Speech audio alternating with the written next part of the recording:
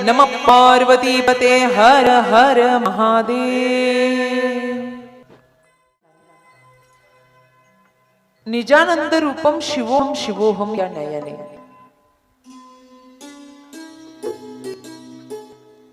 देवतांची सभा भरली आहे। खर तर सगळा विश्वव्यापाचा खेळ, प्रकृतीची रचना ब्रह्मा विष्णू आणि महेशाची आहे। माता भुवनेश्वरी सहपाठी शक्ती प्रदान करते आहे। आणि म्हणून आपण भागवतच्या श्लोकानुसार अहमेवा समेव अग्रे नान्यत् यत् सत्सत् परम पश्चादहम यदेतस्य योषित सोसम्यहम चतुश्लोकी भागवत। जिथे आदि नारायणाने ब्रह्मांना उपदेश केला चतुश्लोकीचा, हा सृष्टी विस्ताराचा खेळ। मग तिथे ब्रह्मा निर्माण करायचे, अहंकाराची सृष्टी, तमोगुणाची सृष्टी, राजस गुणाची सृष्टी, सत्व सृष्टी, अंडज, जारज, स्वेदज या अनेक सृष्टींचं निर्माण करायचं, त्याच पालनही करायचं। भ म्हणजे भरण पोषणाची सत्ता, ग म्हणजे गमनागमनाची सत्ता, व म्हणजे वाणीचं उद्गम स्थान, आणि न म्हणजे नसतानाही ज्याचं अस्तित्व आहे त्याचं नाव आहे भगवान। भगवान ही व्यापक शक्ती ज्याची आहे ना, हा सगळा रचलेला डाव त्याचा। कोण आलं पाहिजे, कोण गेलं पाहिजे, कुणाचं अवचित साधलं पाहिजे, कुणाला पाठवलं पाहिजे, कुणाच्या पापाचा घट कसा भरणार, हे सगळी गणित त्याच्या दरबारातली आहे। आणि म्हणून या मृत्यू लोकांमध्ये सहजदृष्ट्या भगवंत आपल्या नजरेने दिसू शकत नाही, पण भगवंताचं स्वरूप येऊ शकतं। भगवंताचं एक कोमल स्वरूप आहे, एक कोमलता असते। साधं उदाहरण आहे, ऊन वाढलं की बऱ्याच लोकांना डोळ्याचा त्रास होतो। साधं ऊन वाढल्यावर मग ते गॉगल घालतात, चष्मा घालतात, मग थोडासा व्याप कमी होतो। एक सूक्ष्म आहे, पण दृष्टी तिथेही मिळते। तसं एवढं विराट, एवढं तेज सर्वसाधारण माणसाला देवाचं सहन होणार नाही, पण तरीही स्वरूप दर्शन करून द्यायचे म्हणून माध्यम केलं संतांचं। आणि म्हणून देव स्वतः म्हणला, अर्जुना माझ्यामध्ये तुझ्यामध्ये काही भेद नाही, होनी संन्यासी तुझनी सोरूनी निली माझी बहिणी। याच्या उत्तरार्धात भगवंत सांगितलं, अर्जुना मी तक्रार केली नाही सुभद्रेच्या बाबतीत, का तर तू आणि मी एक आहे। म्हणून वंदनीय महाराज म्हणले, निमित्त त्या प्रतिमा देवते संत, देवते संत। भगवंत हा संताच्या रूपाने मिळाला, भगवंत हा माता पित्यांच्या रूपाने मिळाला। त्याने माध्यम केलं की सज्जनापर्यंत पोहोचलं पाहिजे।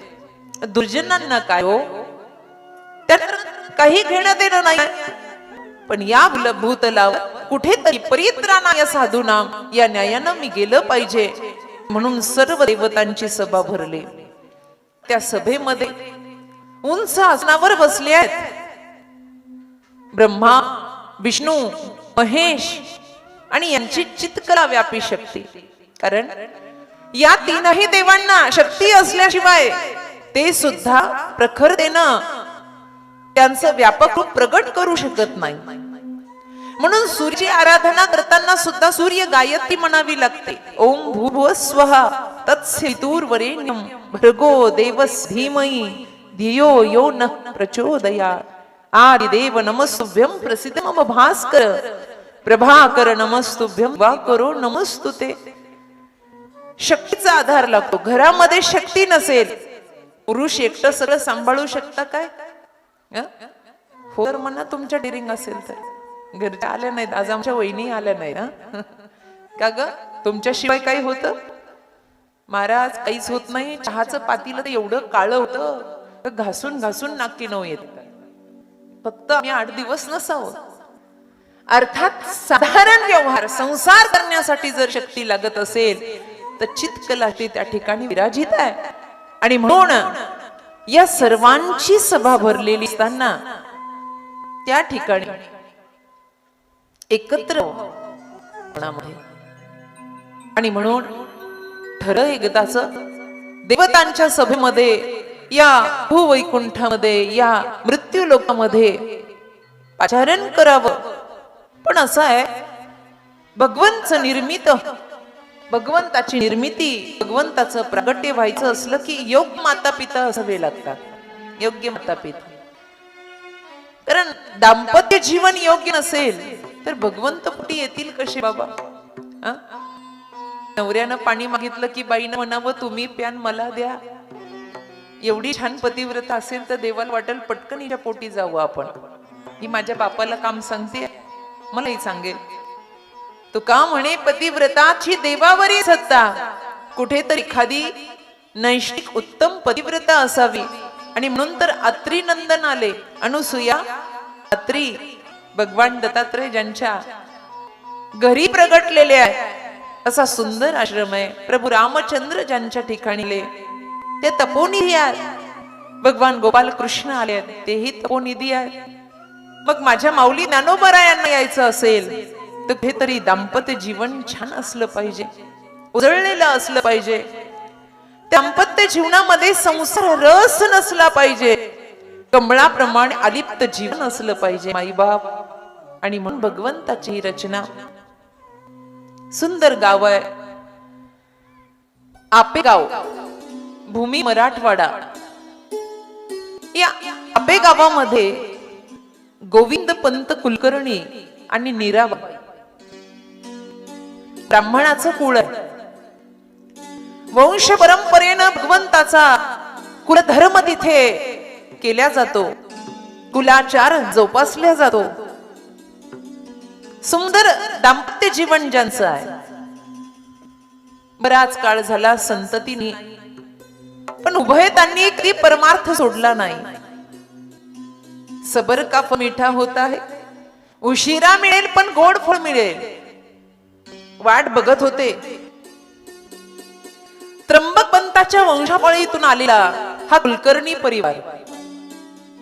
गावात मठ मंदिराची पूजा करायची गोविंद पंतांनी, देवासाठी नैवेद्य तयार करायचा नीराबाईंनी. असं करता करता बराच काळ निघून गेला. आणि या काळामध्ये भगवंतांनी सुद्धा मुहूर्ताचं अवचित्त असलं. दैववशात देश काल परिस्थितीनुसार भगवंताच्या आशीर्वादाने नीराबाई यांना गर्भधारणा झाली. प्रसूतीच्या वेळेला जणू काही सूर्य कमळाची कळी उदयाला आली एवढं तेज घेऊन एका सुंदर बाळाचा जन्म झाला. विठ्ठल भक्ती घरामध्ये रुजलेली होती म्हणून विठ्ठलानेच आम्हाला बाळ दिलं. म्हणून भगवंताचा नामधारी बालक त्याचं वारस पार पाडलं आणि नाव ठेवलं विठ्ठल पंत. नावानं उदयाला आले विठ्ठल पंत कुलकर्णी.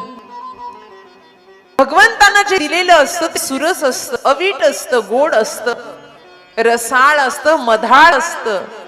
आणि म्हणूनच बालपणी खेळण्यामध्ये मन रमलंच नाही विठ्ठल पंतांचं. खेळ जरी केला ना तर एखादा गोवर्धन तयार करायचा, मातीचाच एखादा श्रीकृष्ण तयार करायचा आणि जणू काही श्रीकृष्ण गोवर्धनाला उचलतो ना अशी रचना करायची. आपल्याकडे एक म्हण आहे, बाळाचे पाय पाळण्यात दिसतात. ए बाळांनो जरा शांत बसा, शांत बसा.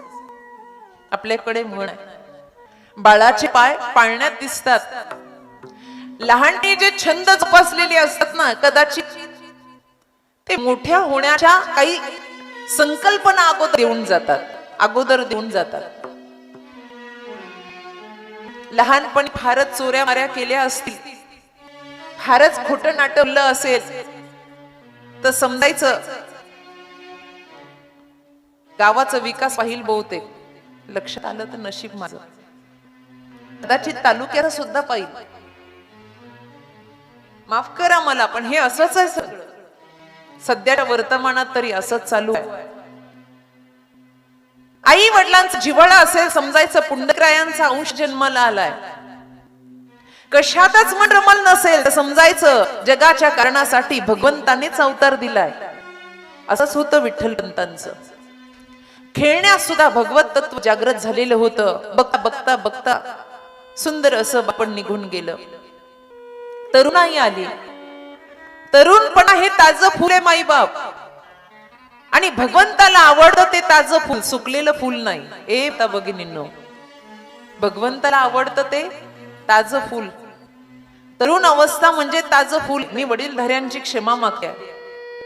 चतुर्थ आश्रमात आता काही करायचं नाही म्हणून विना सोपं आहे बाबा. पारायण सुरू करणं सोपं आहे, पण सुरुवात जर बालपणापासून झाली तर वृद्धापकाळ एवढा आनंदात आहे की त्याची ख्याती कोणी गाऊ शकत नाही.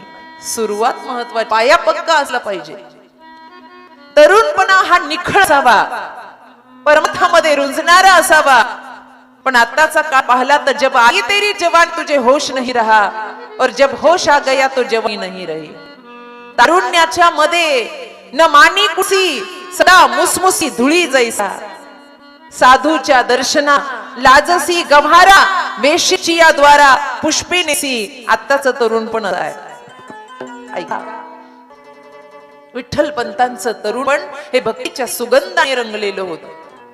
तासन तास भगवंताची पूजा करायची, आराधनाची, ध्यान धारणा करायची. उठलं की व्रत असणाऱ्या माता पित्यांना नमस्कार करायचा. घरामध्ये काय हा नको ते बघायचं. दिवसभराचा सर्व कार्यकाळ संपला की माता पित्यांची सेवा करता करता मग निद्रिस्त व्हायचं. एवढा गुणी मुलगा सौभाग्यानं प्राप्त होतो. बरं, एवढा गुणी मुलगा सौभाग्यानं प्राप्त होतो. असा पूत या कुलकर्णी घराण्यामध्ये जन्माला होता. बघता बघता बघता वैराग्यनिष्ठ विठ्ठलपंत होत आहेत. मनाला आता काही आवडत नाही. फार वेळेला आता मंदिरात जाण्यापेक्षा मनच मंदिर करावं अशी त्यांची धारणा झाली. आणि तासन तास डोळे बंद करून डोळ्यातून झरझर झरझर भगवंतासाठी अश्रूच्या धारा निघाव्या अशी स्थिती झाली. बाबा, आता माझं मन इथे रमत नाहीये. मला असं वाटतं की मी तीर्थयात्रा करावी का? पूर्वीच्या काळातली तीर्थयात्रा ही वैराग्य संपन्न असायची. पूर्वीच्या काळातली तीर्थयात्रा ही वैराग्य संपन्न असायची. त्यामध्ये मोह असायचा. आताची तीर्थयात्रा मनोरंजन म्हणून आहे. म्हणून तीर्थयात्रेला जाणाऱ्याच्या बॅगा बघा, आता 36 प्रकारच्या चटण्याच केलेल्या असतात. कपडे सुद्धा इस्त्री केलेले असतात. गंगेवर नहायला सुद्धा शॅम्पू वापरतात येडे कुठले. तीर्थयात्रा ही वैराग्याची आहे. तीर्थयात्राला जाणाऱ्यांनी असं म्हणायला पाहिजे, ए आता सगळं सांभाळा बरं का. काय ग बसलेल्या सासूबाई तीर्थयात्रेला जाताना असं सांगायचं, ए आता सगळं सांभाळा, भरोसा नाही परत येईल की नाही. तोंडच पडी बाई यांची. तर तीर्थयात्रा ही वैराग्याची आहे. बाबा बाबा मी जाऊ का? बाळा काय बाबा मन लागत नाही. असं पंढरपुराचं दर्शन घ्यावं, जरा महाराष्ट्र फिरावा, मन माझं वेधतय. काही शिवलिंगाचं दर्शन घ्यावं. अजून ठरवलेलं नव्हतं आळंदी गावात जायचं. भगवंताची संकल्पना जशी रचलेली आहे ना तसा खेळ होतो. नीरा आईच्या डोळ्यामध्ये पाणी आलं. बिंद पंत रडायला लागले, बाळा भगवंताच्या आशीर्वादानं एवढ्या उशीर मला मुलबाळ झालं. आता आमची सेवा करायची सोडून, प्रपंच बघायचं सोडून तू कुठे निघालास? बाबा मी विनंती करतो लवकर परत येईल, फक्त आता जाऊ द्या, माझं मन इथे रमत नाही आहे. गोविंद पंतांनी विचार केला, लेकरू आहे, थोडस लेकराच्या मनानुसार हे वागलं पाहिजे. आणि म्हणून बळजबरीनं मान हलवली. विठ्ठल पंतांनी घर सोडलं, आपेगाव सोडलं.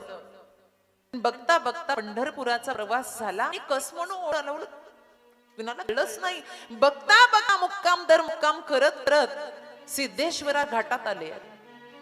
माय इंद्रायणीचा इतिहास पुरातन काळापासून आहे, तो ठाऊक आहे. तो इतिहास पाहला. इंद्रेश्वरी आहे, इंद्राची भूमी आहे, माता इंद्रायणी आहे. तिला नमस्कार केला, सचेल शुद्ध स्नान केलं, संध्या ध्यान धारणा प्रारंभ झाली. आणि त्या सिद्धेश्वराच्या सानिध्यात घाटामध्ये बसून ध्यानामध्ये तल्लीन झाले. बाबा मग काय, आता हरी आणि हराचं ऐक्य झालेलं होतं. विठ्ठलाचं स्मरण करता करता आता मध्ये मध्ये हरी सुद्धा यायला लागला होता. कारण हरी हरा भेद नाही, नका करू वाद, एक तत्व आहे. आणि म्हणून कधी कधी सोमवारचा दिवस उगवला की संपूर्ण चिंतन देवाच्या स्मरणामध्ये जायचं, देवाच्या आराधनेमध्ये जायचं, देवाच्या चिंतनामध्ये जायचं.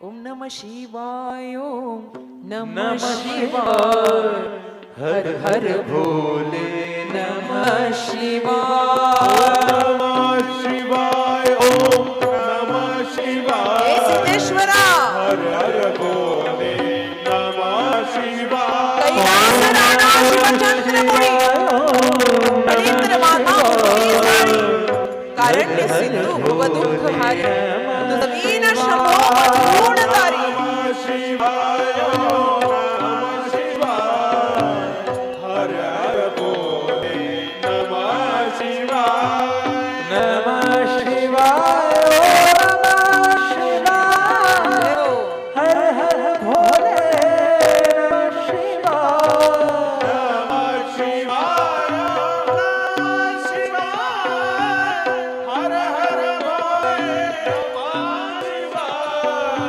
नमः शिवाय, ओम नमः शिवाय, हे भोले, हर हर भोले नमः शिवाय, नमः शिवाय, नमः शिवाय, हर हर भोले नमः शिवाय, ओम नमः शिवाय, ओम नमः शिवाय, हर हर भोले नमः शिवाय, ओम नमः शिवाय, ओम नमः शिवाय, हर हर भोले नमः शिवाय.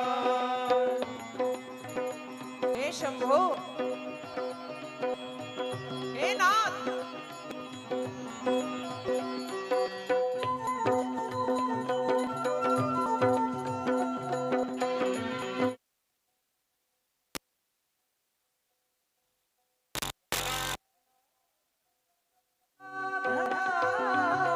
हर हर भोले नमः शिवाय, गंगाधराय शिव गंगाधराय, हर हर भोले नमः शिवाय, जटाधराय शिव जटाधराय, हर हर भोले नमः शिवाय, जटाधराय शिव जटाधराय,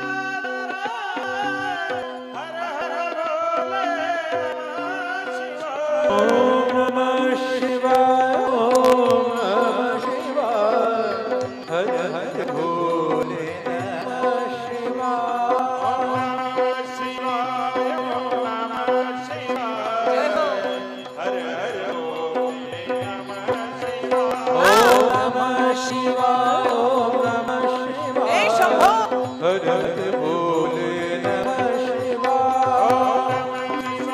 ओम नमः शिवाय, हर हर भोले नमः शिवाय, ओम नमः शिवाय, ओम नमः शिवाय, हर हर भोले नमः शिवाय,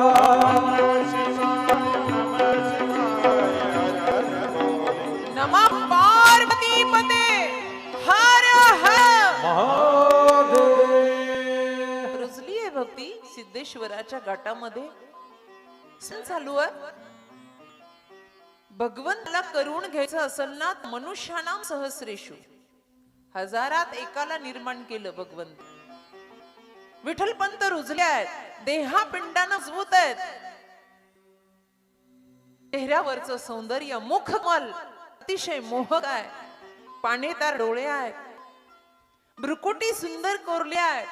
अधरावर विठ्ठल भक्तीचा छंद आहे आणि हृदयामध्ये वर्तमानात शिवाचं स्थान आहे. ही सुंदर ओजस्वी तेजस्वी मूर्ती कुणाच्याही नजरेला पडल्याबरोबर मन भावून घेईल. आणि म्हणून कुलकर्णी घराणा इकडे सुद्धा धानोळे, चरोली, वडोखवाडी, कोयाळी, मरकळ या सगळ्या गावाची गावकी बघणारे सिद्धोपंत कुलकर्णी आणि उमादेवी या दोघांचं दाम्पत्य जोडी होती. आळंदी गावामध्ये जमीन जुमला होता, संपत्ती भरभर होती सिद्धोपंतांची. आणि अशा वेळेला त्यांना सुद्धा सुदैवानं भगवतीच्या आशीर्वादानं कन्या रत्न जन्माला आलं. तिचं नाव होतं रुक्मिणी. अतिशय सुशील, गोड, सुंदर, सुरेख. बकुळीचा वृक्ष अंगणामध्ये लावला होता. प्रातः समय झालं की बाबांच्या पूजेसाठी सुंदर सुंदर फुलं वेचावी जणू काही प्रभू रामाच्या आगमनास्तव करुणी अभिनव थाट शबरी वाट पाहते वाट. या न्यायाती रचना आई रुक्मिणीची सजलेली होती. घरातली पाठपूजा झाली, सिद्धेश्वराला जल अर्पण करायला जायचं सिद्धोपंतांनी. आणि म्हणून आज नाविन्यपूर्ण अनोखाच युवक दिसायला लागला. आतापर्यंत आळंदी गावाला कण ना कण जाणला, पण एवढा सुंदर पुरुष कधी पाहिला नव्हता. एवढं देखणं व्यक्तिमत्व, आणि तेही यवनामध्ये, तरुणपणामध्ये. पाहतच राहिले. दुसरा दिवस उगवला. कुठे ती एक दिवस शिवलिंगावर जल अर्पण करतात, तर कुठेतरी ध्यान धारणा करतात. बघता बघता बघता डोळे रिपावे. घरी गेल्यानंतर विश्राम केला. डोळ्यासमोरची ती झाली जातच नव्हती. अहो, ऐकलत का? उमाबाई म्हणतोला ना पंत, का कुणाष्टाऊक मनाला हुरूर लागली हो. आपली मुलगी आता उपवर होती आहे. देवानं पाठीपोटी वंशाला दिवा दिला नाही, पण पडती दिली आहे. असा मनात विचार येतोय, एखादा छान वर मिळाला ना, घर जावाई करून घेऊ म्हणतो. लाजे रुमाल हातातला देवपूजा करता करता, सई सांजासाठी प्रज्वलित करता करता उमाबाई घेतला, मुख कमलाला लावला. का हो, घाई लागलीये मुलगी उजवायची? नाही हो, लेक म्हणजे पोटचा गोळा, पण दिलं पाहिजे, कन्यादान केलं पाहिजे. चाहूल लागली उमाबाईंना. माझ्या अजाणतापणे यांनी एखादं स्थळ तर पाहिलं नाही. अचानक रुक्मिणीच्या विवाहाची गोष्ट बाबाच्या मुखाला येते. याचा अर्थ एखादं स्थळ आलं की काय? का हो, एखादं स्थळ आलंय? नाही ग उमा, पण एक देह तेजपुंज, एक शरीर, परंतु ब्रह्मतत्वाचं मिलन असणारा एक योगी मी पाहिलाय. शब्द किती जपून वापरलेत सिद्धोपंतांनी. सिद्धेश्वराच्या कुशीमध्ये धारणा करत असताना त्याची जी झाकी मी पाहिली आहे ना, आजही आमच्या डोळ्यासमोरून ती जात नाही हो. पटपट घाईघाईनं चलत आला. अहो बघा ना, मग कोण आहेत? असं करा, उद्या जर ते दिसले ना, आपल्या घरी त्यांना भोजनासाठी निमंत्रण द्या. मग बघूया पुढे काय आहे. शेवटी सिद्धेश्वरच सगळं जाणतो हो. प्रातमयाचा काळ पुन्हा एकदा गेले. आज तर घरातली देवपूजा करायचंही सुचेना सिद्धोपंतांना. गेल्याबरोबर पाहिलं सचेल स्नान आहे. एका भिंतीच्या आड संपूर्ण सोहळा पाहिला. कसे उतरतात, कसे स्नान करतात, कसा कुंभ भरलाय, कसं सिद्धेश्वराचं पूजन चालू आहे. ब्राह्मणाच्या अंगी जेवढे नियम असायला हवे, जेवढं वेदाचं कर्म असायला हवं, जेवढी संध्या धारणा असायला हवी, ते सगळं कर्म या विठ्ठलपंतांच्या अंगी वळण बसलेलं दिसलं आणि मनाला भावलं. आता मात्र राहवलं नाही. गडबड गडबड तुरु तुरु तुरु चालत सिद्धोपंत जवळ आले.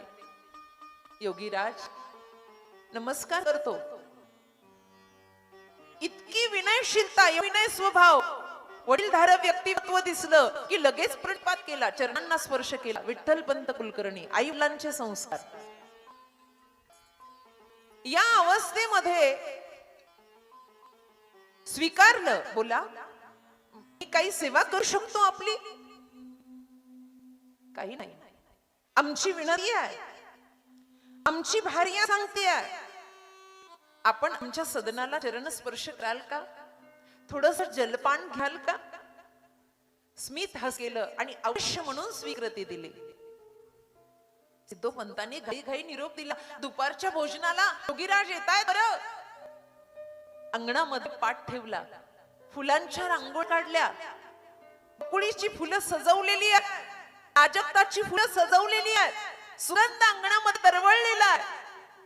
आणि आज पहिल्यांदा रुक्मिणी आई साहेबांना नऊवारी घातली आहे, साडी सजवली आहे, अर्धचं ताट तयार केलंय. कारण मनातला हा पिंड काही जातच नाही आहे. त्यावर उभा राहिले, आगमन केलं, त्यावर जल अर्पण केलं आणि बघता बघता यावजी श्रीमान म्हणून स्वागत केलं. सुंदर असं भोजनाचं रसास्वादन झालं. सहज बोलता बोलता विचारलं, योगीराज, विठ्ठल पंतांच्या मुखातून मला योगीराज म्हणू नका, मी आपल्या मुलासमान. पण पुन्हा भरलं संस्काराने. बाळा, कुठे राहतो साळंदीमध्ये? जागा नाही राहायला. मी मूळचा आपेगावचा, पण मन कसं खेचलं सिद्धेश्वरानं ठाऊक नाही मला. असं करा ना, आश्रयाला इथेच थांबाल. वा, मन भरून आत थांबायला जागा मिळाली. आणि मग सिद्धोपंतांच्या वाड्यामध्ये निवासस्थान. एक आठवडा निघून गेला बघता बघता, आणि बापाच हृदय थांबलं नाही. असाच विश्रांतीच्या गप्पा मारता मारता मनातला खेळ सांगितला. आता सगळं मन सारखं एक राहिलं. बोला ना बाबा, काही नाही. माझ्या मुलीचं पाणी ग्रहण केलं तर आमच्यावर उपकार होतील. मधून मधून रुक्मिणी आई साहेब समोर यायच्या क्वचित. जी येते ना सावली सारखी पटकन समोर, ती माझी कन्या रुक्मिणी आहे. मुलगा दिला नाही, वंशाला दिवा नाही. आमचं असं म्हणणं आहे की आपण सालंकृत स्वीकारावं आणि इथेच वास्तव्याला राहावं. बाबा, आता सध्या मी हे सांगू शकत नाही. विठ्ठल पंतांचा निर्णय. आपेगावला थकलेले आई वडील आहेत आणि इकडे परस्पर विवाह करायचा, हे नियतीला तरी जमेल का? थोडा वेळ जाऊ दिला आणि एकदा सहज सिद्धेश्वराच्या शीमध्ये डोळा लागला. घाटावर पोहोचले निसर्गाच्या सानिध्यात. बघता बघता डोळा लागला, स्वप्न दृष्टांत झाला. विठ्ठला, तुझ्यासाठी रुक्मिणीची निर्मिती आहे, आमचा आदेश आहे. भगवान श्री विठ्ठल स्वप्नामध्ये आले आहे. तू रुक्मिणीचा स्वीकार कर, पाणी ग्रहण कर आणि सिद्धोपंतांच्या वचनाची स्वीकृती दे. प्रातः समय झाला.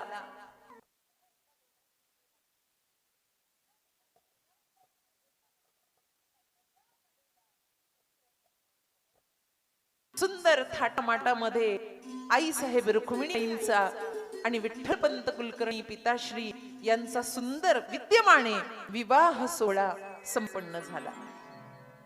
जसा विवाह सोहळा संपन्न झाला, आनंदाच्या लहरी आई वडिलांच्या मनामध्ये उठल्या. बराच वेळ जात होता, पण नित्यचा पूजापाठ बंद पडलेला नव्हता. पूजा करून जावई अंगणामध्ये आला. सिद्धोपंतांनी आवाज द्यायचा, उमा, जावई बापू आले आहेत, दुधाचा प्याला या. आणि चुटू चुटू दलत रुक्माई आई साहेबांनी यावं. बराच काळ होऊन गेला. एक दिवस सिद्धोपंत कुलकर्णी विठ्ठलपंतांना घेऊन बसले. हात जोडून विनंती करू लागले, जावई बापू, सगळा जमीन जुमला, शेतीबाडी सगळं आपल्याकडे, गुरं ढोरं आहेत, सगळं आहे देवाच्या कृपेने, गावाच्या गावक्या आहेत. आता मला वाटतं हे सगळं तुमचं आणि माझ्या रुक्मिणीचंच आहे. आता कुठलाही विचार न करा आपण इथेच विरामाला राहावं, वास्तव्याला राहावं, विश्रामाला राहावं. आता ही आळंदी आपण कधी सोडू नये. असं म्हणल्याबरोबर ओ दाटून आलं आणि डोळ्यातून अश्रूच्या धारा निघाल्या. काय झालं पंत? काही नाही, विवाह मी केला, पण माझं मन लागत नाही बाबा. अजूनही रुक्मिणी मातेला स्पर्श देखील पतीचा ठाऊक नाही. माझं मन संसारामध्ये रमत नाही. आपण माझे पितृतुल्य आहात. मी म्हणेन म्हणलं, पण वाणी जड झाली होती. बोलू का? सिद्धोपंतांचं मन दुखावलं. मुलीसाठी वर कसा असावा या शास्त्रमान्य 10 लक्षणानं परिपूर्ण असावा. तो वैरागी नसावा मुलीचा, तर तो संसार कसा करेल? एवढा विद्वान ब्राह्मण असताना फसला की काय? म्हणून यत किंचित हृदयात वेदना झाल्या. काय बोलता जावई बापू? काही नाही, मला तीर्थयात्रा करावीशी वाटते. तीर्थयात्रा? मग असं करा ना, कुठे जावं असं वाटतं तुम्हाला? काही नाही, माझ्या मनाला माझ्या माहेरानं वेधलंय. माझं माहेर एकच आहे, पंढरपूर. माई बापाच्या चरणी दर्शन घ्यावं म्हणतो. सिद्धोपंत लगबगीनं उठले. अहो मग यात काय नवनाई आहे, तुम्ही एकटे कशाला, आपण सगळा परिवार मिळून जाऊ. लगेच गड्यांना चाकरांना आवाज दिला आणि बैलगाड्या तयार केल्या. चला चला चला पंढरीच्या वारीला जाऊ. पंढरपुराकडे तांबड फुटत नाही, प्रात समय होत नाही, पक्षांचा किलकिलाट होत नाही की पंढरीच्या वारीला प्रस्थानाला निघाले. कोण कोण? सिद्धोपंत, उमाबाई, रुक्मिणी आई साहेब आणि विठ्ठलपंत कुलकर्णी या चौघांचा प्रवास पंढरपुराला प्रारंभ झाला. महाराज, जिथे विठ्ठल रुक्मिणीचा वास आहे तिथे हरी गजर झाला पाहिजे. या न्यायानं विठ्ठलचं ध्यान करत करत करत करत ही सगळी मंडळी निघाली. आपणही विठ्ठल स्मरण करूया. विठ्ठल विठ्ठला विठ्ठल विठ्ठला विठ्ठल विठ्ठल विठ्ठल विठ्ठल विठ्ठल विठ्ठला. बोला विठ्ठल विठ्ठला विठ्ठल विठ्ठला.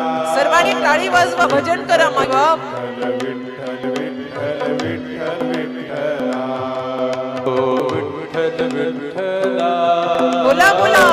विठ्ठल विठ्ठला विठ्ठल विठ्ठल विठ्ठल विठ्ठल विठ्ठल विठ्ठला. विठ्ठल विठ्ठला विठ्ठल विठ्ठला विठ्ठल विठ्ठल. टाळी टाळी. विठ्ठल विठ्ठला. विठ्ठल विठ्ठला विठ्ठल विठ्ठला विठ्ठल विठ्ठल विठ्ठल विठ्ठल विठ्ठल विठ्ठला. हरी बोल. विठ्ठल विठ्ठल